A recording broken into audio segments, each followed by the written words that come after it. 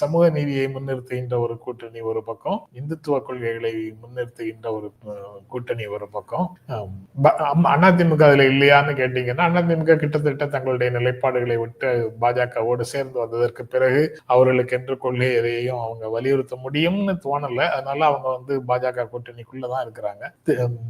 வெளிப்படையாக எதிர்ப்பது போல் எதிர்த்தாலும் உள்ள பாரதிய ஜனதா கட்சியினுடைய செயல்பாடுகளை எதிர்க்கக்கூடிய வலிமை அவர்களுக்கு இல்லை. அதனால மௌனமாக அதை ஏற்றுக்கொள்வார்கள் அப்படிங்கிறது தான் அவருடைய நிலைப்பாடாக இருக்கு. கடந்த காலத்துல கூட்டணியில இருக்கும்போது அவங்க கொண்டு வந்த விஷயங்களை அதை எப்படி ஆதரித்தார்களோ அதே நிலைமையில் தான் தொடரும் அப்படிங்கிறதுல சந்தேகம் இல்லை. அதனால ஒன்னு திமுக அணி, சமூக நீதியை முன்னிறுத்தக்கூடிய அணி, இரண்டாவது பாஜக அணி, மூன்றாவதாக நாம் தமிழர், தமிழ் தேசியத்தை பேசுகின்ற ஒரு அணி அப்படின்னு மூன்று தான் கோட்பாடுகள்ல இருக்கு. தாவேக தனியாக எதையும் முன்னிறுத்தல. அவங்க எல்லாம் கலந்த கலவையாக இருக்கிறாங்க. அதனால அவங்களுடைய ஐடென்டிட்டி பெரியதாக பேச வேண்டியது இல்லை அப்படின்னு. வாக்குகள் இருக்கலாம், ஆனா இருக்கா இல்லையாங்கிறது ரிசல்ட் வந்ததுக்கு அப்புறம் தான் தெரியும். பட் எந்த கோட்பாட்டையும் தனியாக உயர்த்தி படிக்கவில்லை.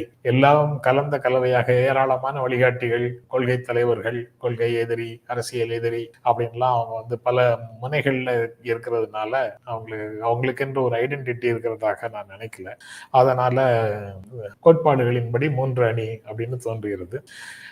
இன்னும் ஒரு படி மேல போனா உணர்வுகளின்படி பார்த்தா அது 2 அணிகள் தான். ஒன்று, பாரதிய ஜனதா கட்சி எந்த சூழலிலும் தமிழ்நாட்டுக்குள்ள ஆட்சி அமைக்க வந்துவிடக் கூடாது அப்படிங்கறத உறுதியாக கொள்கையாக ஏற்றுக்கொண்டவர்கள், உணர்வாக கொண்டவர்கள் ஒரு பக்கம்.